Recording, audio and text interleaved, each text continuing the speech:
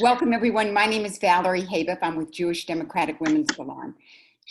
First of all, before we get started, the reminder, unless Lauren's already done it, everyone to mute themselves, but it looks like we've taken care of that. So later, if you do want to speak, you need to unmute yourselves. Although I think the way we're going to do questions and answers is we're going to have you put the questions into the chat. So, if you'll, when you have questions, and we hope you will, type them into the chat for us, that would be great. Joni and I started Jewish Democratic Women's Salon in 2012. We started it as a grassroots group here in Atlanta. We actually were founded out of outrage, and it won't surprise any of you that we're still propelled by outrage. Our goal is to educate, engage, and empower our 1,500 strong Jewish women into action on the progressive issues that matter most to all of us, which brings us to tonight's program. We're so excited to have 4 powerful Democratic state candidates here with us this evening. Sarah Beeson, oh, I see Sarah, great. Candidate for Georgia Senate District 56. Anthea Owens Carter, candidate for Georgia House District 47.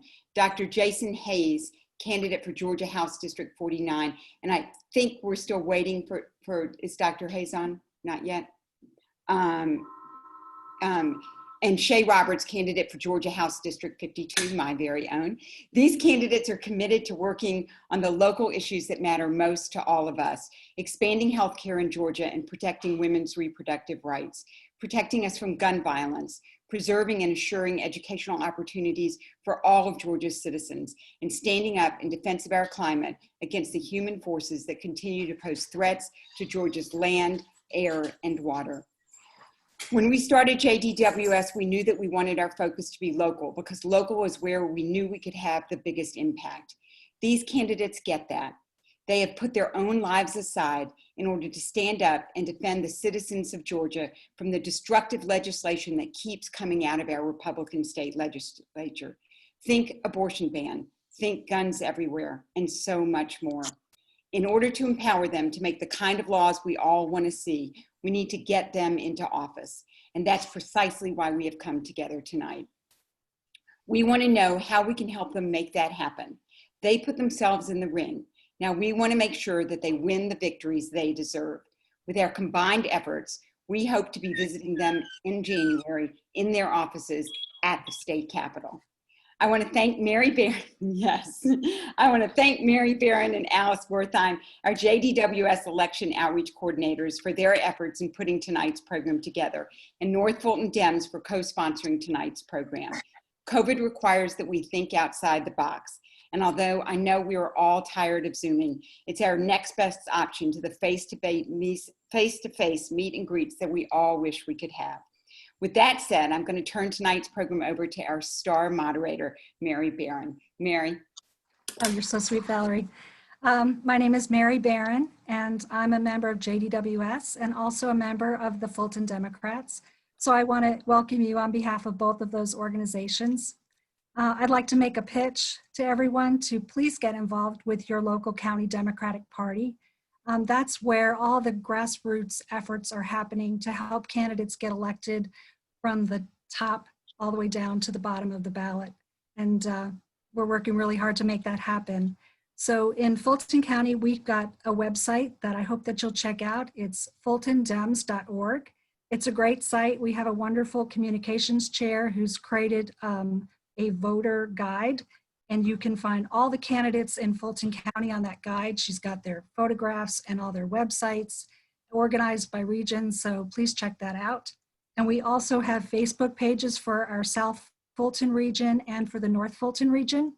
All the candidates that you'll hear from tonight are in the North Fulton area, so if you get on our Facebook page and follow it and like it, you'll see all kinds of events and activities and ways that you can get involved to help them get elected. So, and as Valerie said, if you have any questions for the candidates, please go ahead and put them in the chat as we go along. But we're going to start off by meeting each of these candidates. So I'd like to go in alphabetical order and ask each of the candidates to tell us a little bit about their background and tell us which district they are going to represent. So let's start with Sarah Beeson. Hey everybody, thanks so much for having me. As was mentioned, my name is Sarah Beeson. I'm running for State Senate in the 56th District, which covers Roswell, Alpharetta, Milton, Sandy Springs, a little bit of Johns Creek, Mountain Park, as well as a small sliver of Cherokee County and Woodstock. I'm a mother of 2 young children. I see a lot of familiar faces, so many of you have actually met my kids before. If not, you remember I was the visibly pregnant candidate last year. So I have a 9-month-old as well as a 3-year-old. I also run my family's small business. It's an environmental consulting firm. It's been based here in Roswell for over 2 decades. I have a Master's of Science in Environmental Management, an MBA from the University of Georgia, and my Bachelor's in Journalism and Political Science from Georgia State University. I'm the former statewide president of Young Democrats of Georgia, where I led the statewide organization and served on the state committee for the Democratic Party of Georgia 2016 through 2017. Previous to that, I served in the secretary, communications director, and activism chair, all through the organization as well. Before coming on with my family's firm, I worked for the Human Rights Campaign, which is America's largest LGBTQ advocacy group based in DC. And I am proud to be running for office now to be able to flip one of Georgia's most flippable state Senate district seats. That's great. So next, I'm going to ask Anthea Owens Carter to speak. Anthea, I'm going with Carter. I noticed you don't hyphenate your name, so I'm going with the C. I hope that's correct. But if you could just tell us a little bit about your background and about what district you'll be representing. Thank you, Mary. Hello, everyone. And yes, Carter is just fine. I am Anthea Owens Carter. I am a native Georgian, born in the city of Atlanta. I like to say I'm a Grady baby. I have been married for 25 years. I have 4 children. 3 by birth, and a bonus daughter. My children are 29, 28, and 14. My 14-year-old runs the entire house. We are a homeschool family. I am running for House District 47. We cover portions of Alpharetta, Milton, Mountain Park, and Roswell. I like to say we're a little zigzag donut, the way that my district is. So I'm surrounded by Sarah Beeson and Dr. Hayes and Shea. I'm that little person in the middle. My background is healthcare. For many years, I worked front and back office in various offices, as well as various hospitals here in Atlanta. I had a long talk with Mary, where I worked for a lot of, as a matter of fact, Jewish doctors. My last Jewish doctor was Dr. Raul Mayer that I worked for. I have worked in the past for Atlanta Police as a dispatcher. And my big thing for me right now is healthcare and economic security. And wow, that's exactly what's going on in our world now. I am so excited to meet all of you. A lot of you I've spoken with before. I've seen in different Zoom calls, but I'm excited to be with you all tonight. Thanks, Anthea. Okay, so Dr. Hayes isn't on yet. He did say he was going to be late, so let's go ahead and hear from Shea. Good evening, everyone. I have missed you ladies so much. I think most of you know me. I'm Shea Roberts, the Democratic nominee for State House District 52, which encompasses North Buckhead and much of Sandy Springs. I'm an attorney, a small business owner, a licensed realtor, and a mother of 3 in a blended family with my husband and law partner, Brian, who's holding down the fort while I campaign. I believe you all are aware I ran for this same seat in 2018. General helpless frustration post-Trump election, and then specifically the Parkland shooting, is what ultimately compelled me to step up to run. But since starting this journey, it has become even more urgent, and I've learned that we need to elect new leadership here in Georgia. I know I don't have to tell you all the atrocities we've watched over the last 3 years, starting with the extreme voter suppression tactics in 2018, to Georgia women being relegated to second-class citizens in 2019 when our GOP-led legislature passed one of the strictest anti-abortion bills in the country, to the horrific murders of Ahmaud Arbery and Rayshard Brooks and all of the racial unrest that has come from our president instigating violence, to Georgia being one of the most likely states where we're going to catch COVID-19 because our governor continues to ignore science, resulting in so many lives lost and livelihoods. And so And we're not expanding Medicaid. And I just got an email saying that these waivers are worse than they thought. And so meanwhile, you know, we have people trying to survive a global pandemic. And so I am back to finish what I started in 2018. We came too close to give it up now, and we worked really hard in 2018, but this go around, we've taken what we learned and we are doing it better. I had a very green team, and last time I have a much more experienced team this time.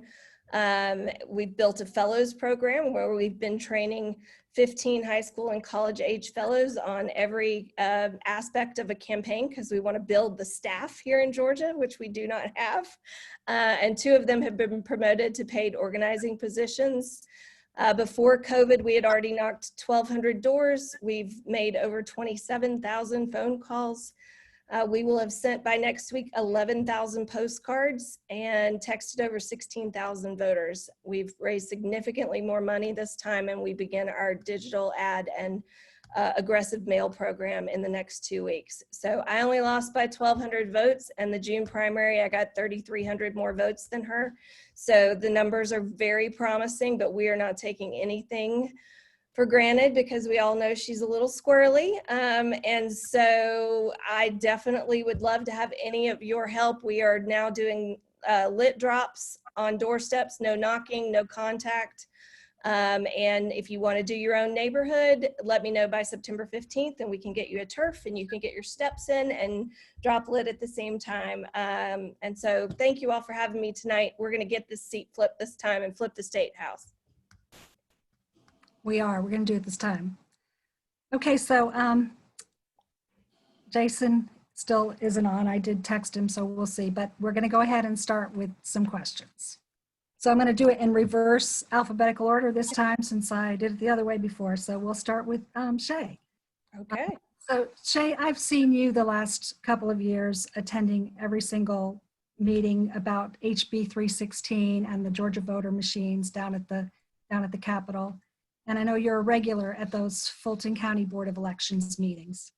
So it's very clear to me that the issues of voting integrity, security, and voter suppression are very important to you. Do you have any insights on how Georgia can make our voting system safer, more secure, and more equitable?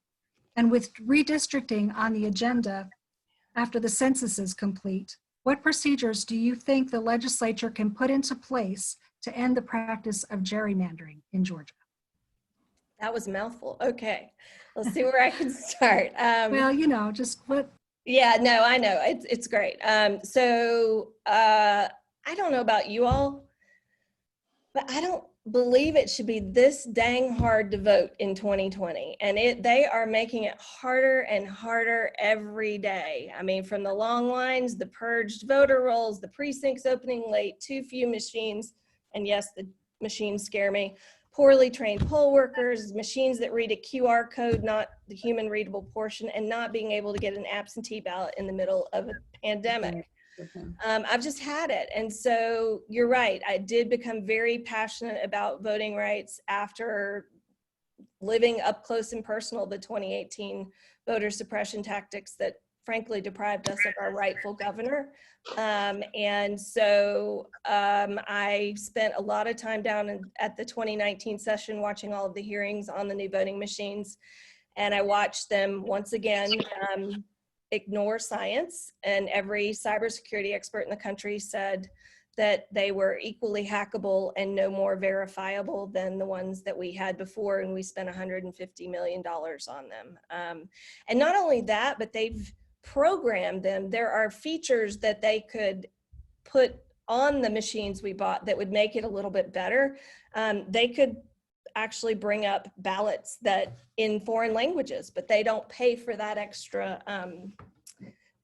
software to make it do that. And it could read the human readable portion instead of the barcode, but they opt not to use that vendor option. And so I am worried about the machines, but I'm equally worried about the voter suppression tactics.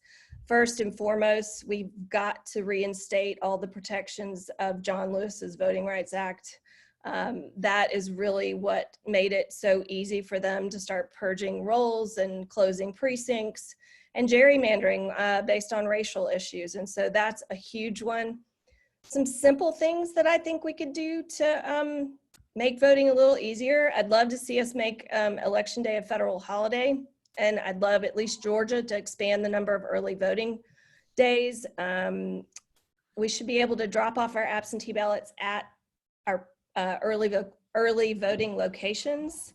And I wish they would start counting them. Some states start counting them 2 weeks prior to Election Day. I don't understand why we can't go ahead and start counting the absentee ballots just like they have early voting on the machine, so that we don't have to wait 2 weeks to figure out who won.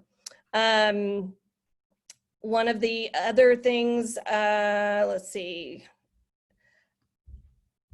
The other thing is, you know, as far as the gerrymandering goes, I am in support of, I think Elena Parent has led the charge, but that we have an independent commission that will draw the maps. And so that is what I will be pushing for if I am elected.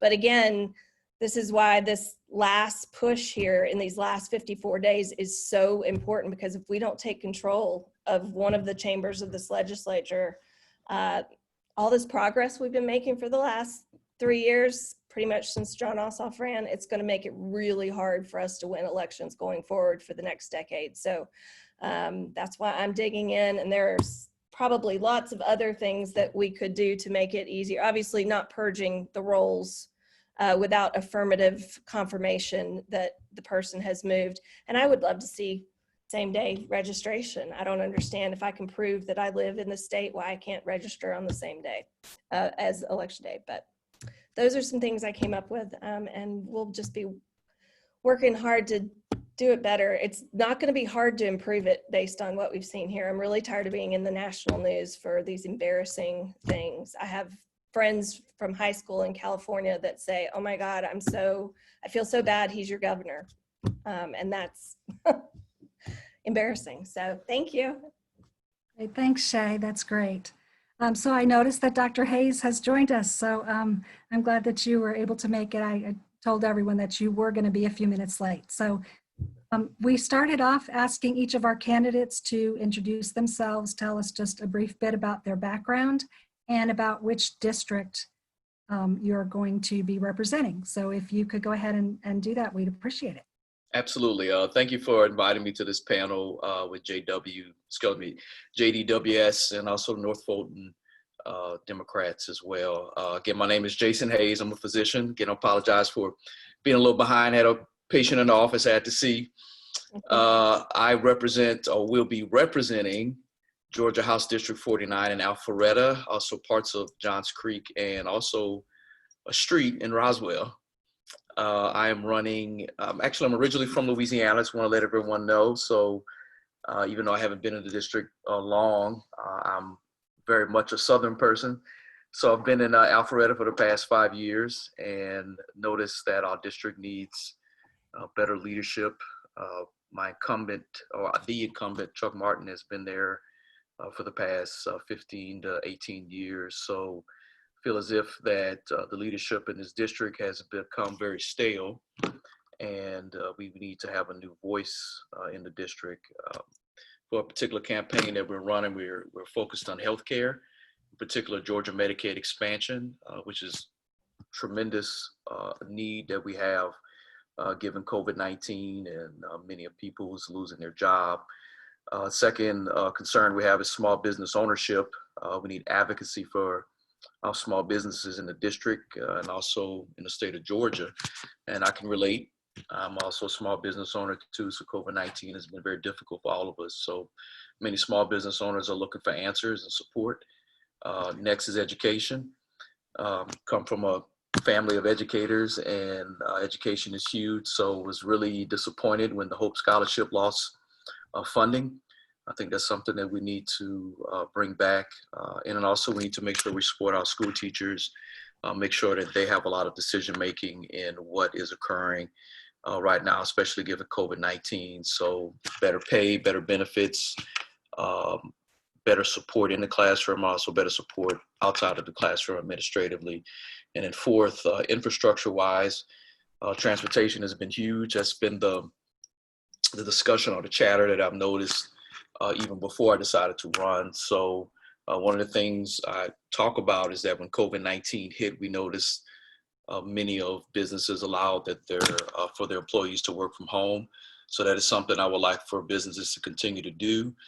In addition, we need to look at other modes of transportation. High-speed rail is an option, also expanding MARTA, things that we need to look at. And then also, we should also look at a 4-day work week. I think that's something that other states have done, like Utah. There's some studies have come out saying that there's been a lot of better productivity with employees, and then also more time spent with family. So those are things that I'd be looking to bring to House District 49. And in addition to what future Representative Shea Roberts said, is that we need to make sure that we eliminate gerrymandering. We also need to make sure that we eliminate voter suppression. What I tell everyone about voter suppression is this, is that it's no different than what it was. Dr. Hayes, Excuse me? can I interrupt? Because Yes. we're just going to do introductions and then Quick introduction. I apologize. a question. And since it's your turn to, I was going to do it in reverse alphabetical order, and it's your turn to get a question. So can I ask you to expand on something that you were just speaking of? And Voter that, suppression. well, I was going to ask you about the small businesses, because I understand that you are a small business owner. My husband is also a primary care physician, and he had his own practice for 25 years. So I have firsthand knowledge of how that is to run a practice, and how that's like, just like any other small business. So my question is, the coronavirus has devastated many small businesses, and it's going to take some time before our economy returns to some normalcy. What are some ways that we can support small businesses in Georgia and help them recover from the coronavirus? So you touched on that, and I was going to ask you if you could expand on that a little bit more. Well, the first thing that I would say is that these programs that were actually put out from the federal level, they're good. Actually, I was able to apply for the Payroll Protection Act program, really good for small business owners. And then also there's the EIDL, that's the Economic Injury Disaster Loan through SBA. So, you know, we always tell individuals, you don't have to recreate the wheel. So we should model this on the state level as well. I do speak about that on my platform, as far as having funding available for small business owners to apply for in emergencies. And as we all know, COVID-19 is a disastrous emergency, you know, pun on top of pun.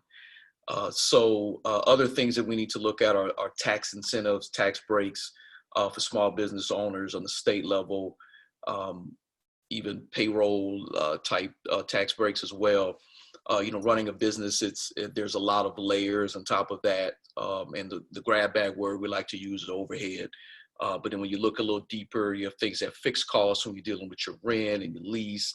You have variable costs when you're dealing with supplies and whatnot. So other ways that we can actually assist small business owners is actually through Georgia Medicaid expansion.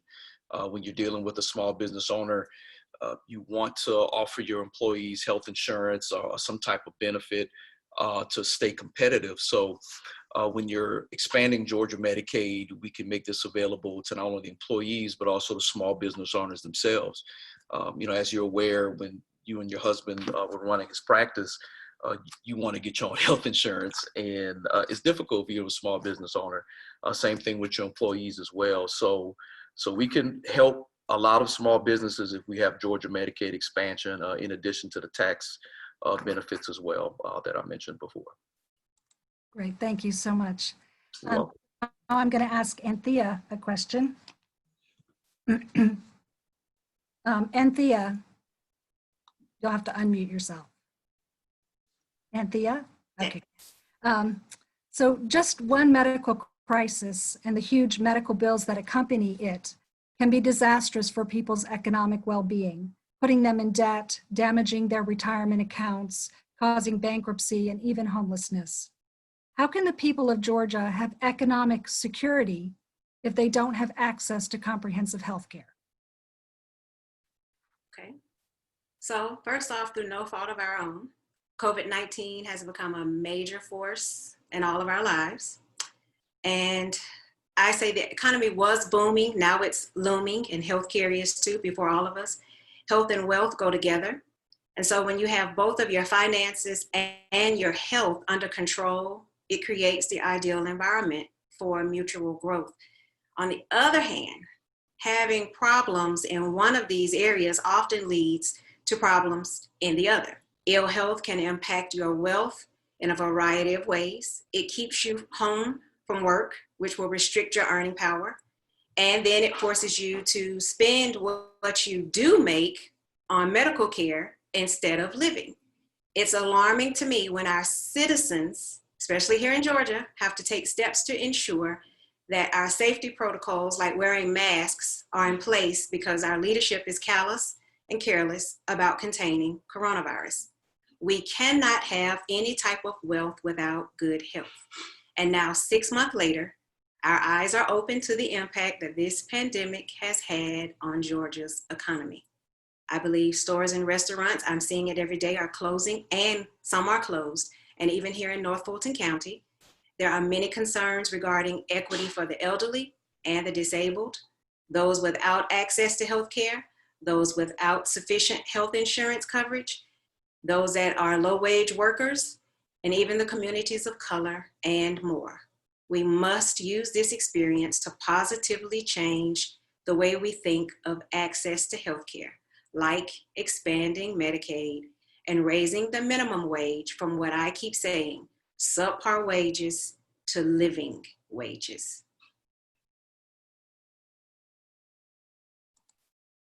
That's great. Thank you so much. So now I'm going to ask Sarah a question about education. We know that there are inequalities in our education system. We know that there are good school districts and bad school districts. And depending on what zip code a child lives in might determine whether they get a good education or not. So what are some of the ways we can improve our education system in Georgia overall? And what are some of the measures we can take to improve the inequities in our education system? Sure. So like you mentioned, there are several inequities that exist currently. And one way to not solve that problem, which is something that my opponent is very much in support of, is school vouchers, because that's only going to further divide between the haves and the have-nots. It's also going to undermine funding as well as oversight for our public school systems. So vouchers is not going to solve that issue, despite what some may tell you. The way that we can really address the crisis head on is being able to fully fund our education system.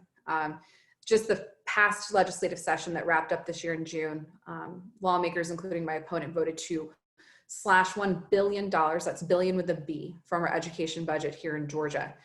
Just when teachers were finally on track to being able to have a decent amount of pay, not full pay, but that's going to roll them back for years. It's not something that come next year and we look at the budget again, they're going to go right back to where they were. It's going to set teachers back possibly a decade. So looking at fully funding our state's education budget is going to be crucial. And that also starts with early childhood education. So in Georgia, we have the HOPE scholarship as well as Georgia Pre-K, which is funded through the Georgia Lottery. But unfortunately, it's also a lottery to get into Georgia preschool programs or Georgia Pre-K programs. So regardless of which school district you live in, it's going to be far more competitive getting into these programs. But as you mentioned, depending on what zip code you're in, it's going to change these inequities. So let's look at Georgia Pre-K as an example. In a more affluent zip code, someone who would possibly put their kid in Georgia Pre-K could also afford private options. So you're looking at either religious schools, you're looking at a private daycare, you're looking at a private school, but not necessarily a Georgia Pre-K program. So you're going to have more pre-K slots, or the Georgia pre-K slots, that are going to be available. However, if you're looking at a lower income community, those pre-K slots fill very fast. And these are situations where you have lines wrapped around the block for parents who are trying to bide for a spot to get their child into early childhood education. You're beginning a child's educational career by doing them a grave disservice by making them compete for a seat in early childhood education. And that's a tradition that only carries on K through 12.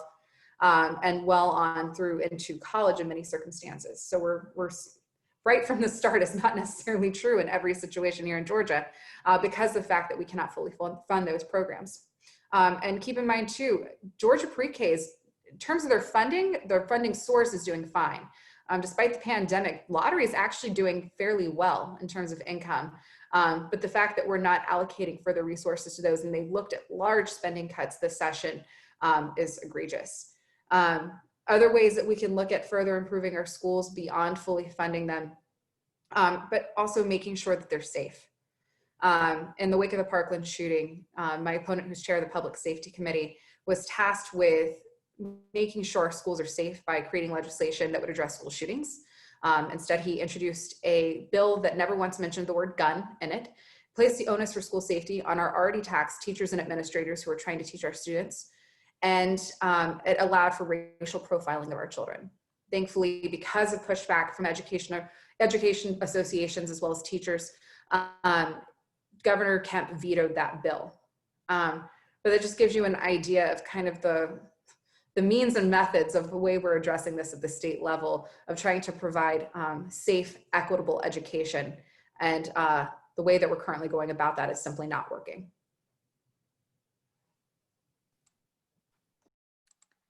So someone has asked a question in the chat, and they would like each of you to tell us your why for running. And I'm just gonna let y'all raise your hands at this point. We just have a conversation now. You have an answer, why are you running?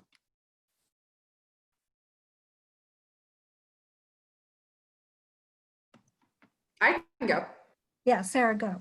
Yeah, so in terms of why I'm running, I've got two very small reasons, and I mean small because they're tiny little people. I've got a 9-month-old and a 3-year-old are key reasons why I'm running. To kind of go back to what I was mentioning before with the school safety thing, that was crucial here. And when we were looking at preschools for my son, originally we were switching him school, and he actually does go to a Jewish school now. The first question my husband and I were asking, he wasn't even 2 years old yet. He was 20 months old. And the first question we asked every single school was, what do you do in the event of an active shooter? Because my baby's not going to know what to do. I am 31 years old. So in the greater scheme of things, I realize I'm a fairly young person running for office. I say I'm a member of an active shooter generation. Columbine took place when I was in 5th grade. And I participated in active shooter drills in elementary, middle school, high school, college, and even in the workplace when I worked for the Human Rights Campaign. And the fact that our state representatives and our state legislature has done nothing to prevent any case from happening in regards to school shootings. In fact, they've allowed our children to be armed in the event of campus carry when they passed that legislation a few years back. And I felt they were falling short. At the same time, we talked about the abortion ban that was passed here in Georgia in 2019. The time that bill was moving through the legislature, I was very early on in my pregnancy with my second son. And I called my OBGYN to confirm, you take your test, I got to make it official, I got to go to the doctor. And I called to say, hey, okay, well, I took a test and I need to schedule a confirmation appointment for my pregnancy. It's planned pregnancy, so expecting it's coming. So keep in mind, if it's planned, I need to look for it, right? And the doctor's office said, well, we typically don't schedule those until 8 weeks. And here we are passing a bill banning abortion after the 6-week mark. And I can't even get in to see my medical provider until the 8-week mark. And I thought, you've already taken my autonomy away. You've already taken my own medical decisions between me and my doctor and placed it in the hands of the government. And much like many women in district, I was devastated. I know a lot of folks are familiar with the handmaids that were apparent at the Capitol building. A lot of those women are from my district. And if you look at the representation that we have, he blocks people on Facebook, he blocks them on social media, and to the point the ACLU of Georgia sent him cease and desist letters. And his response was, the ACLU of Georgia does not represent Georgia's values, which makes me question what your values are. And he would not respond to questions about how he was going to vote on the bill. When he was finally cornered, he said, I was going to vote with my conscience. And as a person who's had a high-risk pregnancy in the past, I'd like to know what that conscience reflects. And I'd like to know what Georgia's values are. So I was incredibly frustrated. And here I was, angry and hurt and mad, and felt like I was not being represented. And I thought, we need someone who, I'm not the only person who feels this way, but I want representation that represents me. I want to see someone who's making decisions on my behalf, who is a mom, who maybe has been pregnant before, understands what risks are involved. someone who's running a small business like myself, who understands how much you're putting not only your livelihood, but the livelihood of 50 employees on the line every single day. Someone who understands and believes in scientists and understands the impact that we are making by not mitigating climate change at the state level. And someone who is willing to have difficult conversations with people as opposed to hiding from them. And instead of waiting for someone to step up, I finally decided, why not me? So I fully believe in having representation that could represent us.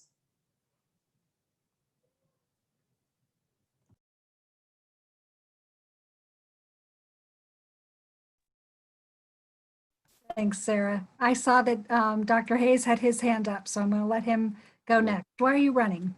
It's a great question. I have a lot of reasons as far as why I'm running.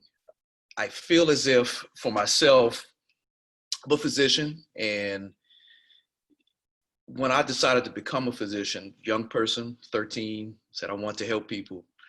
And then the older I got, started learning that you can do a lot more for people besides being a physician. And for me, had some life-changing experiences. I was worked in Louisiana Boys State. I was selected for that.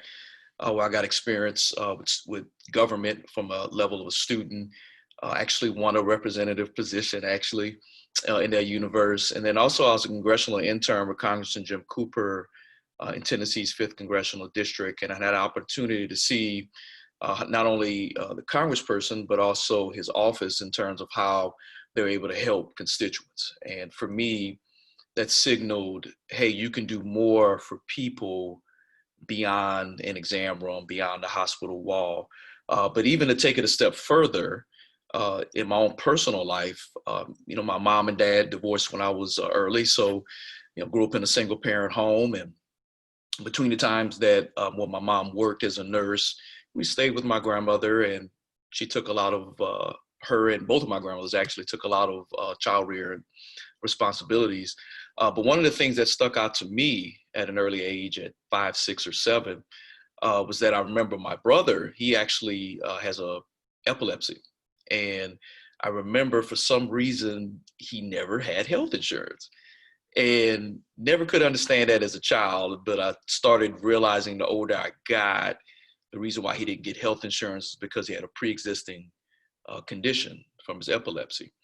What actually compounded this worse was that not only he didn't qualify for Medicaid, but he didn't qualify for Children's Health Insurance Program, which we call CHIPS.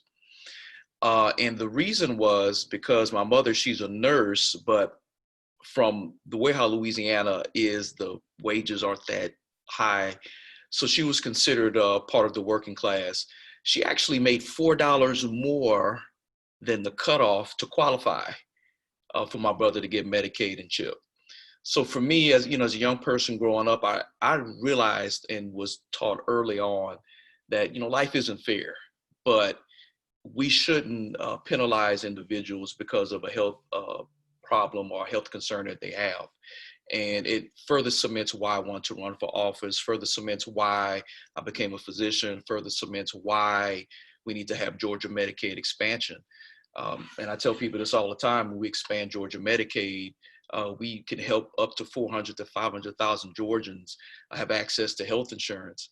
That includes working class individuals, whether they're waiters, waitresses, could be a medical assistant in the physician's office, it could be a paralegal.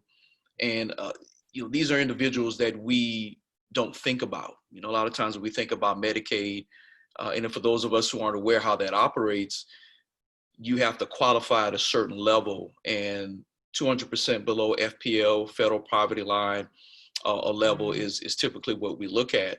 But then we forget about individuals who don't qualify, may make a little bit more than that. And we also forget about individuals who aren't 65 and over who qualify for Medicare.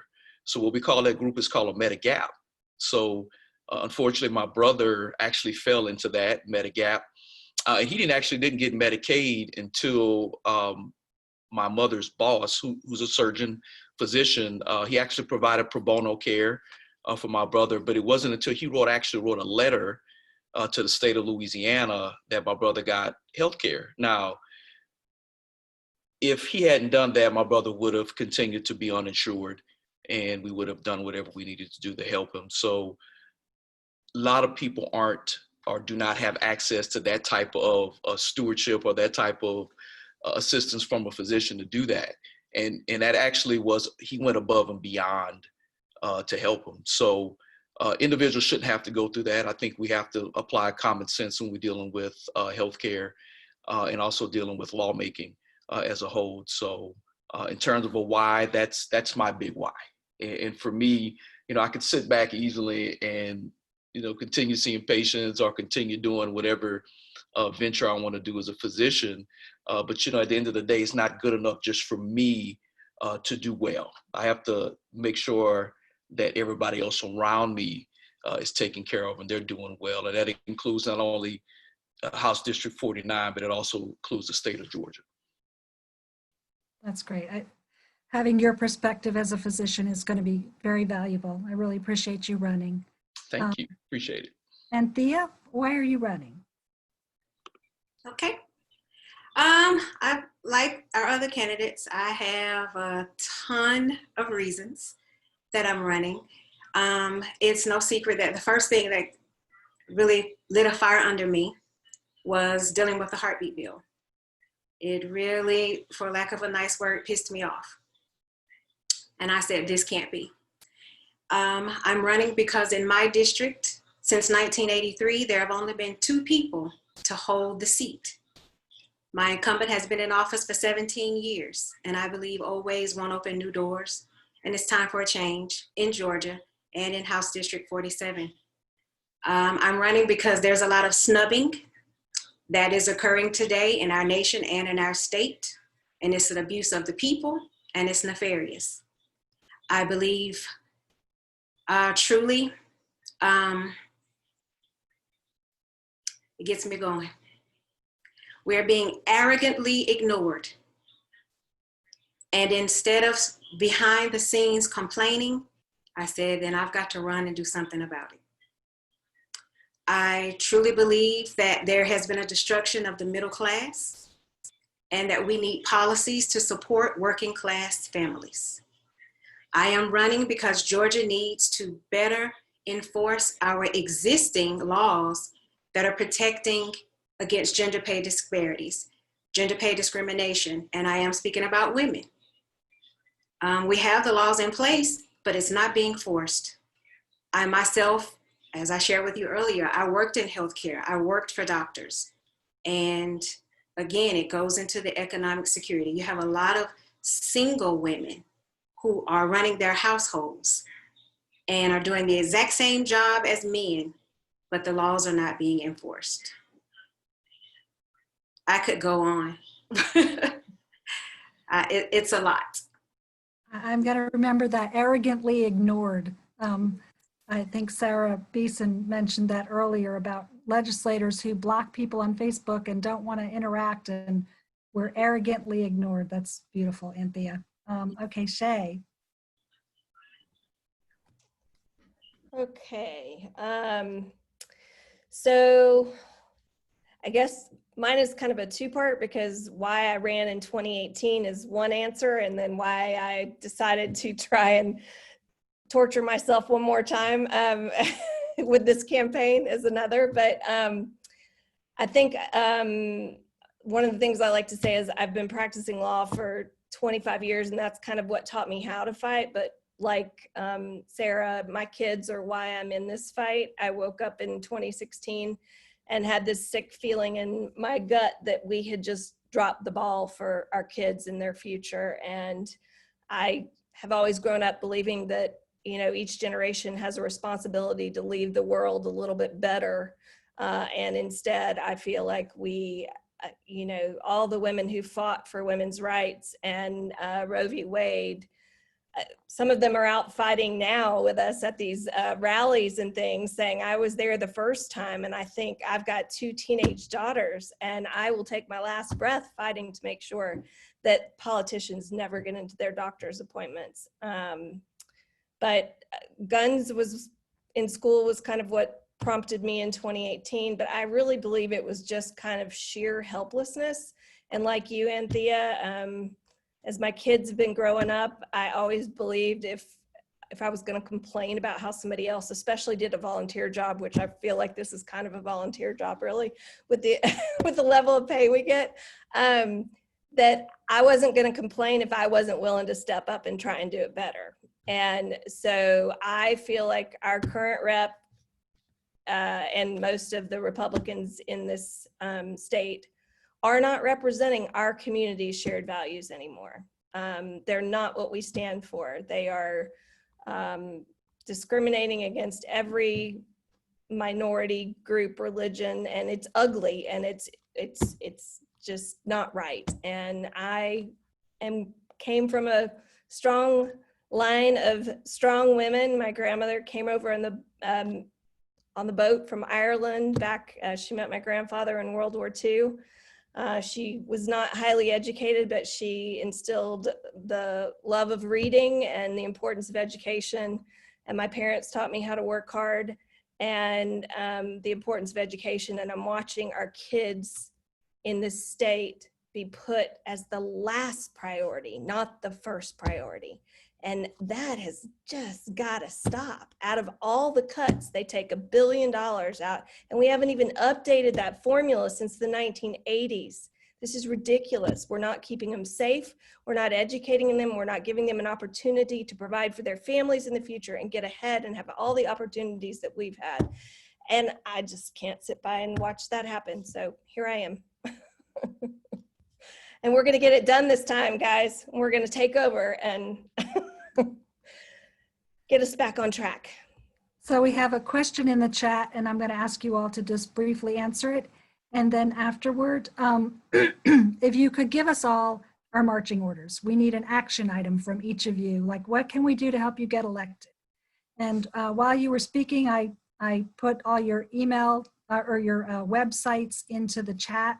So people can find out more about you and particularly go to your website and donate. That would be the first thing they should be doing. But so the question is, what's the first thing you would do when you win? And then, so answer that and then give us an action item. And okay, I'll start with Sarah. First thing I'm gonna do. First thing I would do if I win, repeal HB 481. That's high on the list. It's not even so much of what I'd like to pass, because let's keep in mind the Georgia Senate is still largely Republican controlled. I think a lot of people focus, and no offense to the 3 wonderful House candidates we have on the call, a lot of people focus on flipping the Georgia House, which is certainly within grasp for Democrats come in 2020. But what are you going to do when you flip the Georgia House and the Georgia Senate is still held by Republicans? You're going to pass this great legislation. You're going to be able to block the bad legislation. But come crossover day, what are you going to do? It's going to stall. So being able to be not only a voice, but an ally of some of the great leadership we already have. For example, Senator Jen Jordan, not only did she speak out very heroically against HB 481, but she introduced a bill that never went anywhere in the Georgia Senate, which was keeping firearms out of those who have been convicted of domestic violence, even misdemeanor charges. And it says something about the current representation that we have, because you care more about their NRA endorsements than they do about the lives of especially women and children who live with abusers, who would rather make sure that they have guns in their hands, because y'all, priorities. So being able to pass legislation like that, be able to address a lot of the inequities that we currently have, like making it illegal to have no-knock warrants here in the state of Georgia, which are still very legal and still have caused deaths of multiple people, including a very critical injury to a child in the state of Georgia only a few years ago. So being able to address stuff like that, and then make sure that we can repeal also another law, which was campus carry. So at this point, it's focusing on undoing a lot of things, and then we can begin paving the way for a better future by doing some good things. Oh, and then you want me to go ahead and get my, marching orders now. So in terms of marching orders, I need help. So to give you an idea of the size of my district, the size of a Senate district, or specifically mine in the state of Georgia, comprises 9 House seats. 4 of the 9 overlapping House seats in my Senate district flipped in 2018. And we have 3 at least that are primed for flipping with the candidates on this call. So as we listen to Shea, Jason, as well as Anthea, their districts all are within my district. We are currently doing postcards. We have done thousands and thousands and thousands of postcards. We are getting ready to do lit drops, which Shea mentioned, no knock, no touch, no contact. You're putting literature on someone's door to let them know they have an option. My district is the most flippable Senate district in the state of Georgia. In 2018, Ellen Yeager ran. She did a great job. She moved the needle so much that it came within winning. It's 5 percentage points as of 2018. But if you look at our 2020 primary, I got 58% of the ballots. So what that means, if you look at ballot share, out of all the ballots in the state of Georgia, you have to pick a Democrat or primary, or a Democrat or Republican in the primary. 58% of people in Senate District 56 selected a Democratic ballot. Back in 2018, the exact same percentage was true for the ballot share from the primary as it was in the general. I'm not resting on my laurels, but I'm sure as hell not leaving anything on the table come November. So we're doing phone calls. I'm going to drop a link in here. It's Beeson calls, but we're phone banking 3 times a week. You can do contactless pickup for postcards, and I am taking donations. I hate money in politics. It gives me an icky feeling as much as it gives y'all an icky feeling. But my opponent raised up to $400,000 heading into the 2018 election. He's been sending a mailer every other week. He just paid for a spot. I'm sure y'all have seen it on North Fulton Family Publications. That was not a feature, y'all. He paid for that spot. So these are the fun things you get to do when you have a ton of money, specifically from industry organizations that are bankrolling your campaign. But I'm a first-time candidate. I'm an up-and-comer. I didn't go to an Ivy League school. I am not an attorney. No offense to attorneys. Thank God for what you do. I do not have that kind of network. So all of our donations are individual. Our average donation so far has been $50. And as of today, we broke the $100,000 mark for money raised. That's going to pave the way for mailers. We're doing free yard signs. That's paving the way for digital ads. And assuming we can raise it, we're looking at a cable ad buy. So help me leave every single thing on the battlefield come November. I'll drop these links for you, and I'll kick it back to you, Mary. And thanks again for having me. Oh, thanks for coming. Okay, so who wants to go next? Jason. All right. First thing I would do when elected, obviously I would thank supporters and volunteers and get the team ready to jumpstart in January. But from a policy perspective, one thing that I didn't speak about is police brutality and how we need to improve how police officers are being trained, how they're dealing with the public. So actually the first thing I would do is actually find out who's the police union chief and sit down and start having dialogue and conversation with them about improving police training. And when I mean police training, we have to make sure the police officers are trained appropriately. That includes education. We definitely be pushing for, at the minimum, associate degree. Also would be pushing for them to have a residency period after their 6 months of being in the academy. And when I mean a residency period, I mean a year and a half. Where they actually are being trained underneath a senior level police officer. And while they're being trained as well, they receive training on cultural competency training, de-escalation training, also training on how to deal with mental health patients, and also training on how to deal with their own mental health. High degree of PTSD with the job that they do. Police officers have a really, really hard job, so we have to make sure that they're being taken care of personally as well. Also would look to make it mandatory for them not only to have psych evaluations whenever they are coming onto the police force, but making sure that they see their regular primary care doctor, at least annually, to treat them for whatever conditions that they have, but also making sure that they see a therapist at least 3 times minimum throughout the year, just to get out their feelings, what they're dealing with, and if there's any concern from a psychiatric and emotional situation, that we need to get them the treatment that they have. I mentioned PTSD, but officers actually are going home. They have a high degree of domestic violence in their homes as well, depression, anxiety. So we need to make sure that they're taken care of. The other component I would add in is making sure that we have mental health officers, and I call them officers, but therapists on board. so that whenever there are mental health issues with patients, we aren't sending officers to deal with this in a situation where it'd be escalated. You know, we'd bring in mental health therapists to handle the situation, but police officers there in a peace officer role, just so in the event that we need to subdue the patient and get them to the hospital. So those are things that we'll look at. We'd also look at improving their pay just as much as school teachers. We have to treat their profession as a profession, not just a job. When we do that, we, in my opinion, I feel as if we'll get better candidates for the positions. In addition, when we're looking at benefits, we need to look at malpractice. Every police officer needs to have malpractice insurance administered from a third party, not from the city, not from the county, not from the state. The reason why is that police officers have to look at this job as accountability. If they don't like someone because of their race, we may not know that. But if you like your job, then you'll make sure that you're doing everything according to protocol, including not using chokeholds, including not putting your knee in someone's neck, and making sure that you're making better decisions. Same way as a physician.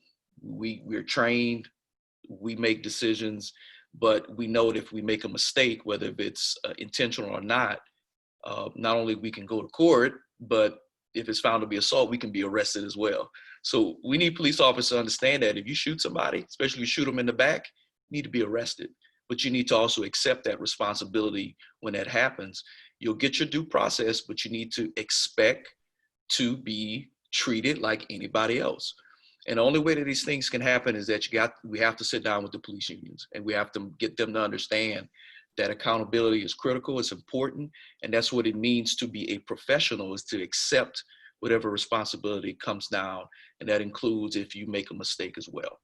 So those would be things I would push for, and I think if we can do that here in the state of Georgia, we can get comprehensive police reform, then we can have an example for other states to follow. Because the main thing at the end of the day is that we've got to standardize what exactly we're doing with all police officers, with all any level, whether it's on the city, county, and state level. We have to standardize all of these protocols and practices.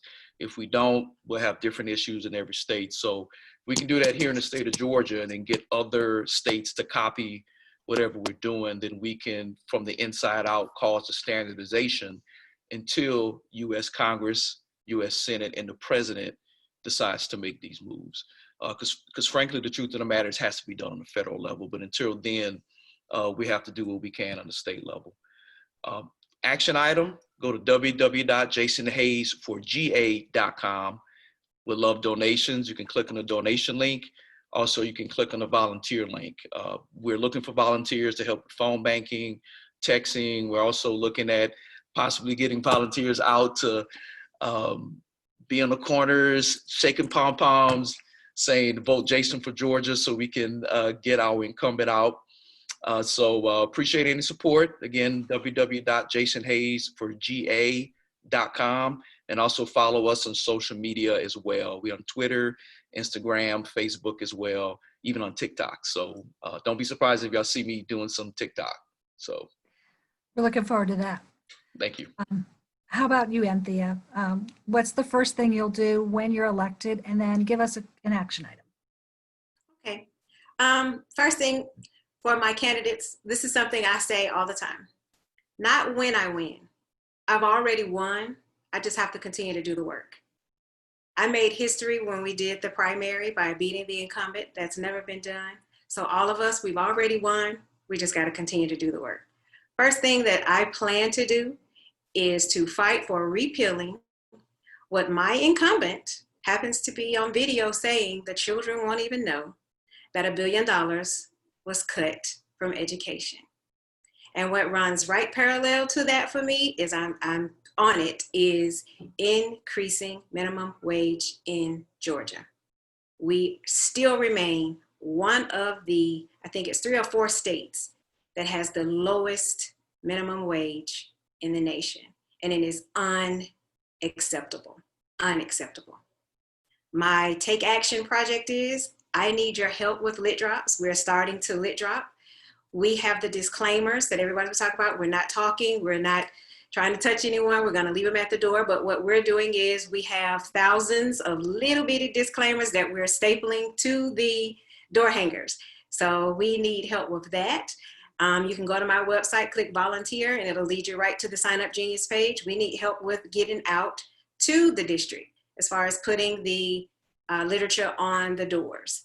Phone banking, I'm normally on phone banking on Saturdays and sometimes on Wednesdays with the DPG. So we would love to have you join us for those days. Normally I'm an early riser, so we do 10 in the morning to 12 in the afternoon. That's normally my shift. And money. We all need lots of it in order to get our faces out there, in order to flip these seats. Thanks, Anthea. Okay, Shea. All right, I'm going to be brief because I know we're getting on our time thing. So first thing I'm going to do when I win is go on vacation.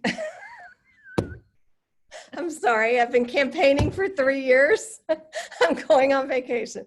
Then I want to come back and fight the gerrymandering so that we can get on with moving Georgia forward on all the things that my fellow candidates have talked about today, which are so important. So there's a laundry list of things that I want to do once we get more control in at the Capitol. But I think our biggest fight come 2021 is going to be making sure that we get fair maps. And so that's what I plan to fight for. I think I gave you guys action items and I put it in the Zoom chat. If you want to droplet and if y'all live in the district and want to do your neighborhoods, I can get you a turf and packets that you can just hang on the door and get your steps in at the same time. Of course, we always need money. And then phone banking is the number one. I know people hate phone banking, but it's really not as awful as everyone thinks. It's just like having a conversation at the door. You're just doing it on the phone. And if you can get them to answer the phone, that's the hard part sometimes. But when they do, in COVID, people are, for the most part, happy to be talking to somebody because we've been so isolated for so long. And so I've had some great conversations on the phone. And so I highly encourage you to sign up with candidates. DPG is doing a lot of calling as well, but we've got virtual phone banks going every day of the week. So would love to have you guys help. And I so appreciate you having me here tonight. And it's so nice to see your faces again. I miss y'all. I wish I could hug you all. And we're gonna get this done. 54 days, guys. We can do this. We just gotta dig in and dig hard. All right. Thanks, everybody.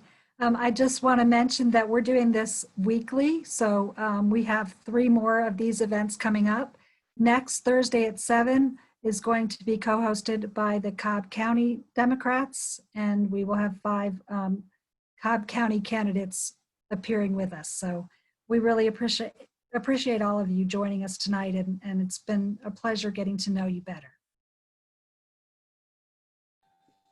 And just another thanks to our candidates. You guys, you're all heroes. We appreciate it more than words can say. Thank you so much for having me. Thank Yeah, you. you guys are awesome. Appreciate it. Good night, everyone. Nice meeting you. Good night, everybody. Thank you. He's so cute, Sarah. Thank you, Daisy. Bye-bye. See you. Bye-bye.